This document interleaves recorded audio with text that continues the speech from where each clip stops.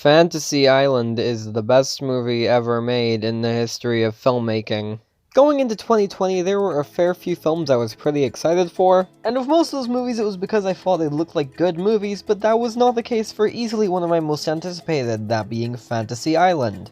Not because this movie looked good or anything, but because it has the dream team behind it. Fantasy Island is brought to us by the same director, writers, producers, and lead actress as the masterpiece Truth or Dare. Now, Truth or Dare is actually one of my all-time favorite so bad it's good movies. So naturally, when I saw that the same team behind this masterpiece were getting twice the budget to make another movie, I was very excited. Going into Fantasy Island, all I really wanted out of it was a good time. It got delayed in the UK till March 6th, but that did not stop me getting a group of friends to go see it opening night. I went to see this with 3 other people, one of whom had seen Truth or Dare and had the same thoughts on it as I did, and 2 of whom who had never seen Truth or Dare. But boy oh boy did we all have a blast. Before going into the screening, I figured I'd probably have enough to say to do a 20-minute video like I did on Escape Room and Countdown, but afterwards I realized I wanted to give this the Krampus treatment. So strap on in, because this is the perfect movie for everyone. This is the perfect movie for everyone, because everyone has fantasies. So the movie opens, and hey look, it's an iMovie font. So we open the movie and this woman is running away from people with torches even though it is really bright. Having darkness in horror movies? No, we could never do that. Anyway, she makes it into a room and decides to hide behind a table, and she decides I'm going to hide specifically behind the part that has a hole in it where I can be seen, and I'm also not going to shut the front door. Oh look, a phone. I love how she just assumes that the person is calling to help her and doesn't even ask who it is. I don't know, maybe it's just me, but if I'm being chased by people and then a phone rings in an office that I'm hiding in, and then I answer and they say they already know where I am, I might be kind of concerned. But nope, she doesn't connect the dots until he says her name. Mrs. Madison. Wait. How do you know my name? Because you are one of my guests. They had torches, how could you not see them? Also, did anyone notice that randomly placed cut? Anyways, she gets the shit beaten out of her and then the camera decides, hey, that's not important, let's pan to a snake. Oh man, I wonder what this snake means. Why would you pitch it down? Oh man, I wonder what this snake means. Quentin Tarantino, what are you doing here? Loving that good old CGI plane. In other shots, the plane's not CGI. Why did you CGI it for that one? Did you not have the money to continue flying the plane you paid for? Does anyone else hate it when there's a beautiful location in a film but they color grade it to shit and it looks horrible? Oh look, it's Michael Pena. Smiles, everyone! Smiles! They're not even smiling. Why would you include this line if you're not going to direct the actors to smile? Yo! Hello! I hope you're ready to spend lots of time with these two. Okay. No, come on. It's Welcome to Fantasy Island, and congratulations to each of you on winning the contest. Anyways, the movie takes now to introduce us to Julia. She's the main assistant to the head of the island, Mr. Rourke, and all of the guests start spilling conspiracy theories. However, Julia gets kind of annoyed by this and changes the subject, and we get more of these amazing comic relief characters. Oh, yes. You guys high-five a lot? all the time, baby!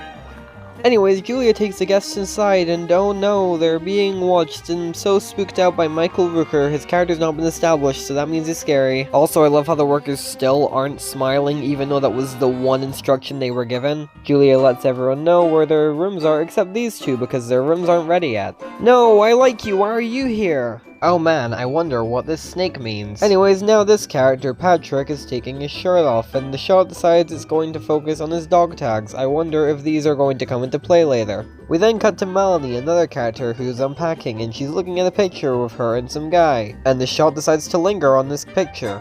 I wonder if this will come into play later. For some reason, Julia decides to personally escort Gwen to her room, even though she did not do that for any of the other characters.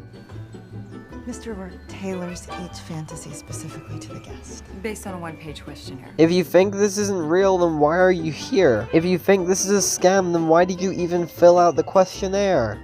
I will confess, I'm relatively new here. Wow, I wonder why the clearly skeptical character who has just learned that Julia is new to the island is not asking her about what her fantasy was like. This definitely will not be important to the plot later.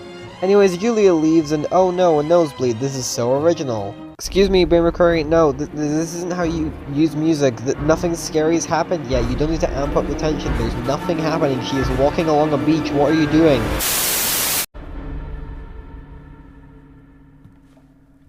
Oh wow, I sure do love ADR. Dear God, what is this color filter? I love how she sees the wet footprints and instead of following them decides to look up and try and follow the noise. Oh look, a mirror. I wonder if this will be used for a jump scare. Wow, this is so clever and original. Anyways, now it's time for the film to actually attempt to develop the characters. Can we talk to Mr. Rourke, please? We still don't have our room. Sir, hello. Hey man, my brother's talking to you. That's me. I'm his brother. Wait. Hello. You guys are actually brothers? Oh, you think because we're different colors that means we can't be brothers? Wow. Hey screenwriters, we didn't quite get that they're brothers yet. Can you find a way to force the word brother into every fucking sentence for the rest of time? You boys can always take Patrick's bungalow and he can bungalow with me. I'm Melanie. I don't think we had a chance to meet on the plane. Wow, but it was pretty noisy. I can get pretty noisy. You are forward, Melanie. You have no idea, Patrick. Wow, this movie really does not know how to foreshadow with subtlety. The characters start talking about how the whole thing must work and they spout a lot of cringe-worthy jokes before Mr. Rourke just decides, fuck it, this needs to end one way or another. With the introduction of Mr. Rourke, we are taught the two rules of this movie's universe. Each guest only gets one fantasy, and they must see their fantasy through to its natural conclusion. These are the only rules this movie ever sets up for itself, but it's going to actively ignore them for the rest of the runtime. Anyways, Mr. Rourke's like, you guys should all go get some rest in your rooms because you got a big date tomorrow with your fantasies, and the brothers, JD and Brax, are like, wait a minute, we still don't have our rooms. That's because, gentlemen, your fantasy begins now. And it starts right now! I love how there's no consistency with this lighting change whatsoever. At the very least in that last shot, the lighting should have been brightened by the light outside the forest, but it wasn't. Anyways, now we know the reason that Brax and JD do not have a bungalow is because the place they're sleeping is also where their fantasy, having it all, takes place. They're partying, getting high, getting laid.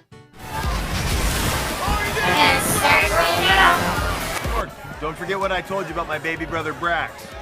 Told him you're gay. Ladies and gentlemen, I present yet another Jeff Wadlow movie with bad LGBTQ+ representation. You thought Truth or Dare was bad, you have not seen anything yet. So the character Brax is gay, and we find out later on in the movie that his parents actually disowned him for this. But JD's comfortable disclosing his sexuality to a stranger on an island in a foreign country. As far as I can tell, Fantasy Island is set in an island in Fiji. I get that the movie's trying to make it look like JD's considerate of his brother's sexuality, but in reality it just kinda makes him look like a dick. It is painfully clear from this interaction that Brax was not informed of this decision. Oh, you think being gay means all I want is shirtless, ripped, juicy, delicious men? I got layers, dudes.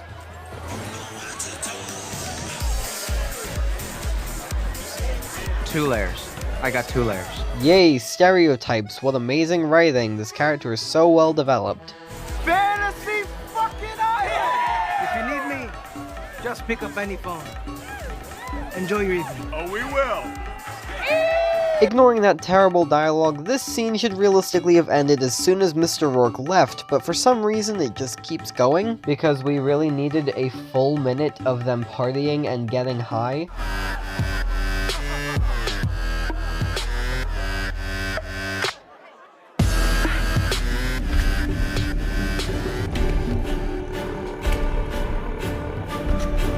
Now Brax is high and he notices something a little bit strange. I love how they clearly just got the guy who's meant to be creepy to stand in front of a green screen because they couldn't be bothered actually trying to edit something cool. Anyways, we cut to some shitty color correction and now it's time to go back to Gwen. Morning.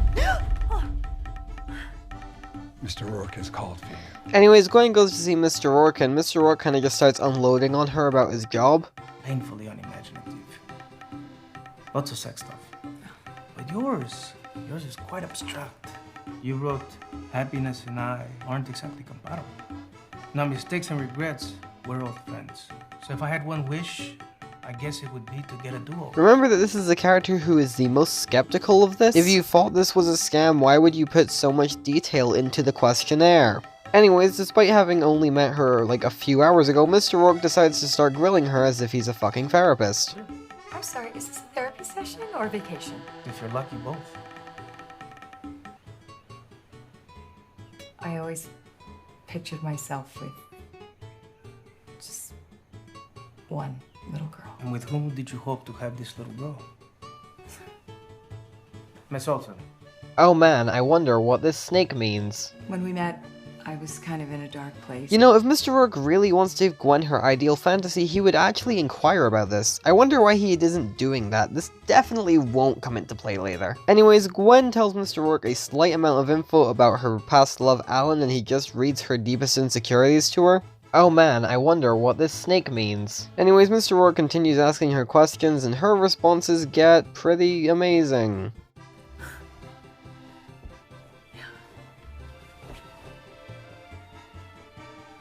Behind those doors is your fantasy. Anyways, Gwen is led down a hallway to her fantasy and there's some dripping noises, but she just ignores them. Oh my god, it's the restaurant where my past love proposed to me and I declined them. Oh my god, it's my past love too. I am going to presume he was flown out here, even though there are tons of people in here who are clearly not native to this island. Now, if I'm being frank, Gwen's character is very boring for the first half of this movie, so I'm going to skim her parts as much as possible. Basically, Gwen thinks Alan was flown in, which he wasn't. She rushes to Mr. Rourke to ask him about it and ask how real it is, and he says this in response. This is Fantasy Island. It's as real as you make it. Oh, cool, so later when shit goes wrong, the characters can just not want it to be real and want it all to be fake, and then it'll be okay. Nice to know that's how it works here.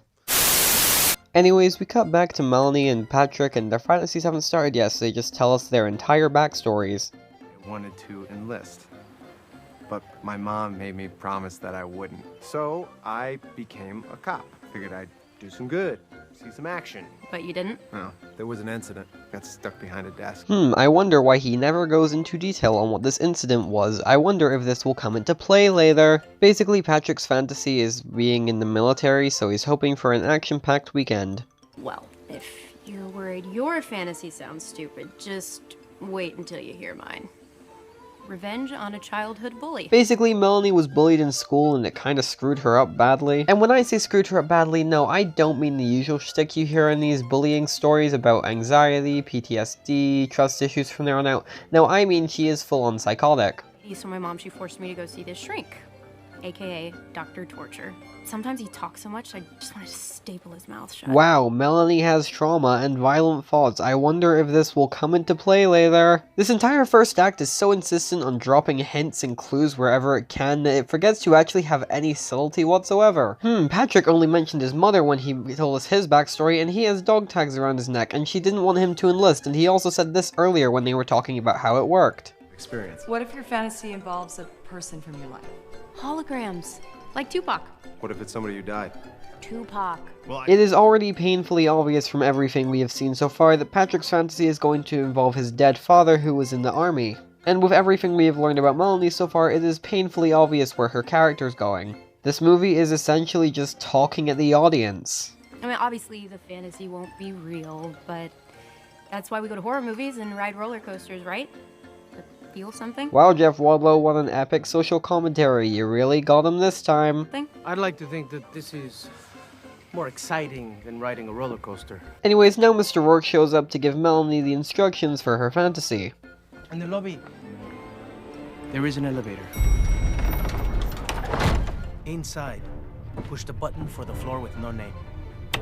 Actually, it does have a name. It's got a snake symbol beside it. That means it has something. If you had a blank button, then it would mean it was the floor with no name, but you have a symbol implying that the symbol is the name. Also, perhaps more importantly, oh man, I wonder what this snake means. I record it with my phone. Hey, I'm sorry, but we only allow recordings if you're taking them with raccoons. I'm afraid you're gonna have to put the phone away. The line's already stupid, but the fact that she waves the phone in the air as if Mr. Rourke has never seen a phone before makes it extra funny to me. Like, what else were you going to record it with? You know, now that I think about it, having an elevator in a building that looks like this feels very impractical. Anyways, now Melanie's in her fantasy room.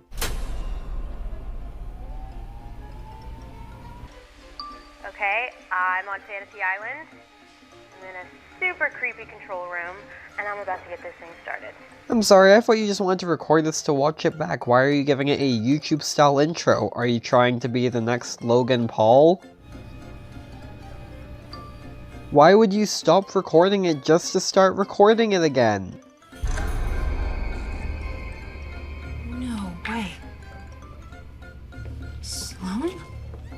How convenient that you recognize her as an adult. Anyways, Melanie starts pushing buttons, and the film makes sure to draw attention to her electrocuting Sloane and dunking a bunch of water on Sloane because that will be important.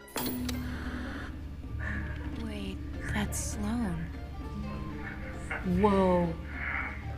Whoa, that is not her husband. Good thing Melanie happens to know exactly what Sloane's husband looks like. This doesn't imply stalking whatsoever. This won't come into play later.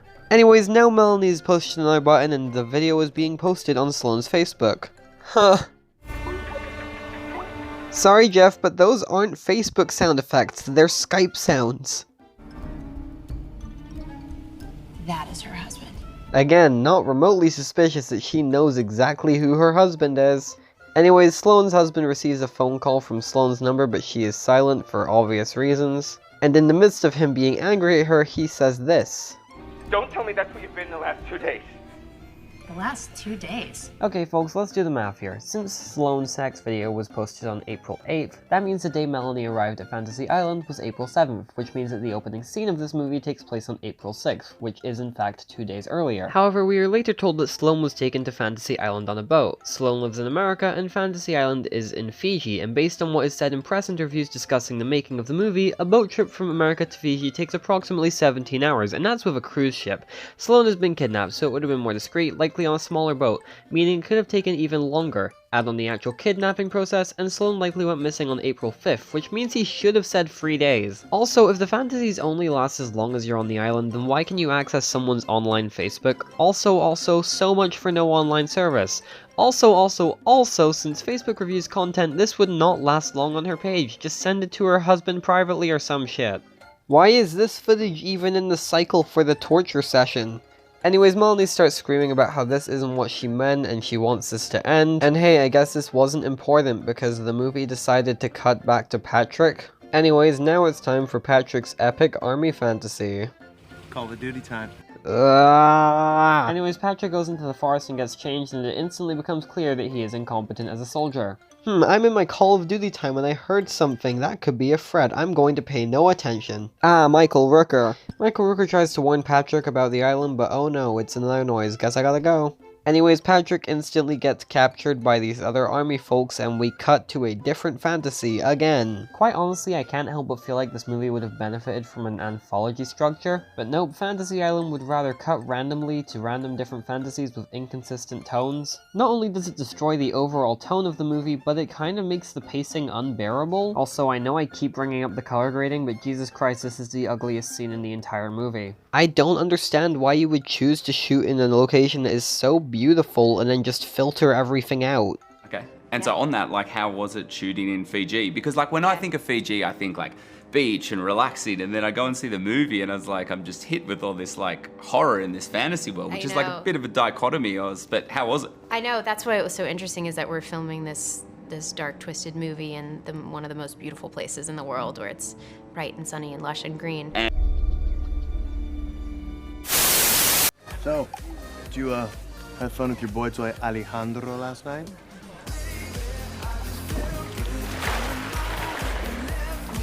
Remember folks, these are the comic relief characters. This fantasy is the comedy section. This is the part of the movie you should be laughing at. Brax and JD talk about the sex they had last night, and then JD calls over Chastity, the girl he slept with. And basically the dialogue just establishes that JD still isn't over his ex, and Brax thinks that he is the reason that she broke up with him. She broke up with him because of me. Dude, for the millionth time. No, she didn't. We spent your anniversary getting high and playing Mario Kart. Couldn't you just move back home?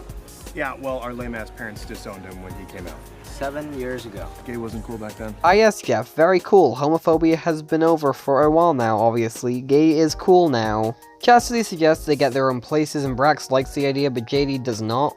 Brax says that JD's put his whole life on hold for him, and it's very clear he has, but JD just says, "You're being paranoid. You're part of my life. Don't worry about it. Let's go." Goodbye, models! That's so cool. There's no excuse. You're right, Gwen, there is no excuse for just how awful that cut was. Anyways, Gwen and Alan talk for a bit, and then Alan proposes and Gwen says yes, and they hug, and that's the entire scene. This was 1 minute and 20 seconds of cutting back to Gwen's storyline for them to then cut to another storyline, and guess who they cut back to? Dude, you will not believe what they have in my exact size. Oh, baby.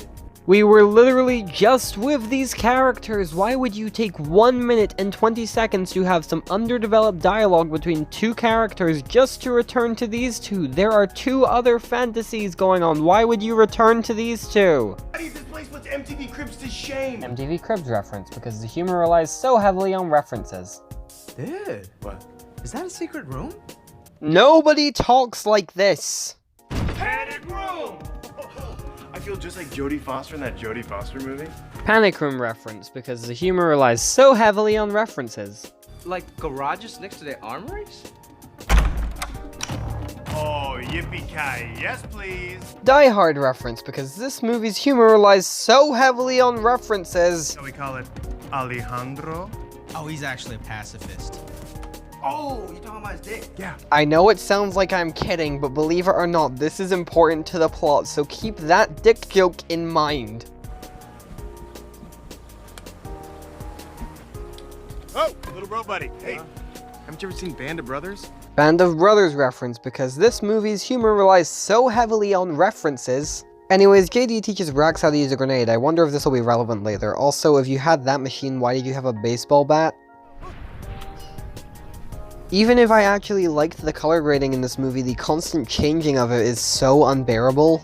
You think you could loosen these things up a little bit? My fantasy didn't really involve bondage. I don't know what you're yapping about, but yeah, I'll take a look. Leave him alone, Hima.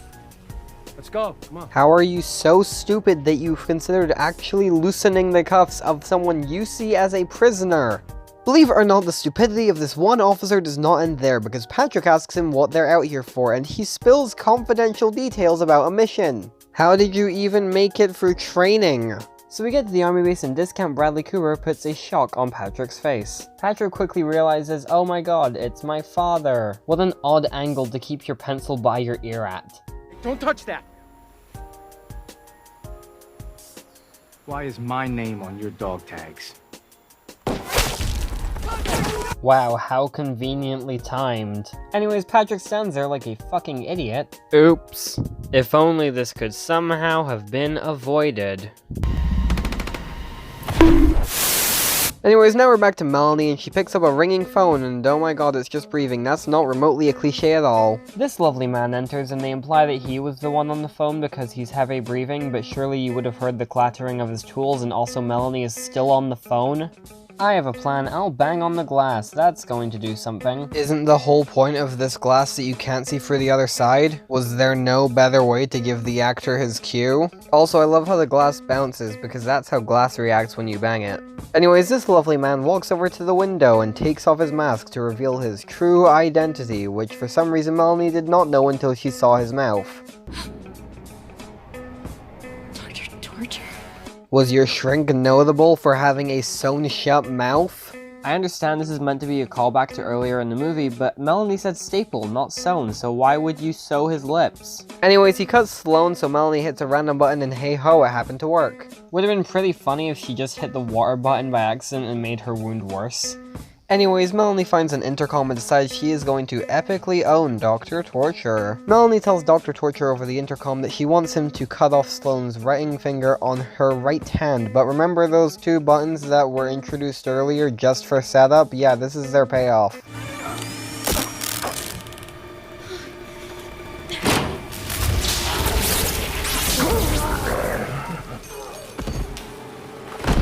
Wow, it sure is a good thing that Sloane did not also get electrocuted. Yes, rubber gloves can stop the flow of electricity, but those look like dishwashing gloves, and you need a very specific kind of rubber gloves, which these do not fall under. It's been over half an hour, and I'm only now going to turn this off. Anyways, now Melanie frees Sloane and tells Sloane she was also kidnapped and that they have to go. Now we're back to these two again. Yay! Hey, laser pointer. I know that this scene's meant to make things tense, but at this point I was just glad something was finally happening with these two. And I was even happier that something funny had actually happened with these characters. Although it was not intentional, at least I was laughing. So the characters decide they're going to hide in the panic room. Rex phones Rourke for help, and Rourke's like, oh, this was actually the natural conclusion of your fantasy. You gotta see it through to the end, sorry. Get off the phone, we gotta get in the panic room. Come on. Go. What? Go. Yes. Hey, it's us. Hello. Kind of being a chasshole. Great job, guys, you really done did it. But still, there are other doors in the room you're in, there are cupboards you can hide in, there's a bed you can go under, there's a bathroom. We surrender. We could hide, but nah, let's just stand in the open and surrender ourselves. Also, saying you surrender to these people you've never met kinda makes you look guilty. I understand horror movies need idiotic characters for plot devices to work, but what the hell is this? Anyways, now we're back to Sloane and Melanie. Hey, I know we were just running from an imminent threat, but let's just start walking. There's no danger here anymore. What kind of twisted, disgusting freak would want to ruin my life and make me watch? It's obviously someone that we both know, someone we went to high school with. What about that psycho stalker girl? You know, the one that wrote letters to everyone? I find it baffling that Sloane remembers you went to high school with her based off your name and remembers the psycho stalker girl but does not put two and two together yet. I'm so sorry. Look, I don't know how we both ended up here, but you got us out of that hellhole. No biggie. Now I'm gonna get us home. They brought me here in a boat. Find the shore, you find a way out of here. Oh my god, that roar was the best thing ever. Or we find a way out of here. Anyway, Sloane's about to get it, but wow, oh my god, he's been stabbed. It's convenient Michael Rooker. Anyways, the three of them run away and then this happens. And now seems like the perfect opportunity to talk about this CGI. You'd think that bad CGI would just be a regular running theme in Jeff Wadlow's movies, with Truth or Dare being very notable for how laughable the spooky smiley face gimmick looked. However, the issue with Truth or Dare's visual effects was the design choice. It was so bad that it genuinely made everything look much worse. I wholeheartedly believe that with a different design, the effects used would not look that bad. Fantasy Island's black goo tier design isn't actually a bad one. The problem here is genuinely the effects. I looked into the production and I found out that Fantasy Island outsourced to a different visual effects company from Truth or Dare. Truth or Dare went to Resolution, whereas Fantasy Island went to Cutting Edge. I presumed that the visual effects were down to the change of studio, but then I found that Cutting Edge had also worked on films like Upgrade and The Invisible Man, both of which have fantastic effects, as well as having smaller than or equal to budgets to Fantasy Island. I found this extremely weird until I realized. Both those movies make heavy use of practical effects. They have groundwork and have enough great stuff there already that the visual effects are essentially icing on the cake. Fantasy Island, however, despite having plenty of opportunities to use practical effects, uses them bare minimum, and that means the Cutting Edge likely had more blanks to fill. The black eyes and tears are particularly infuriating as a result, as there are tons of videos of people doing this much better and for much cheaper. Hell, I don't believe for a second that Billie Eilish's music videos cost more than the budget for Fantasy Island, and yet she's managed to do both eyes and tears and made both far, far better looking. There are even filters on apps like Instagram, Snapchat, and TikTok that look more realistic than this $7 million movie. They don't even need visual effects, they could just use contacts. Why spend more money to make something look worse? Isn't the whole business plan behind Blumhouse that the films are made on a cheaper budget to allow for more of a profit and more of a voice for smaller budget filmmakers? Why spend extra money where it isn't needed and only makes things worse? What's wrong with you? Anyways, we're about 40 minutes into this movie, and this seems like a good place to stop. Stay tuned for a part 2 coming soon on this amazing movie. That's the end of this video. Like, share, subscribe. I'm bad at outros, and I'll see you in whatever I do next.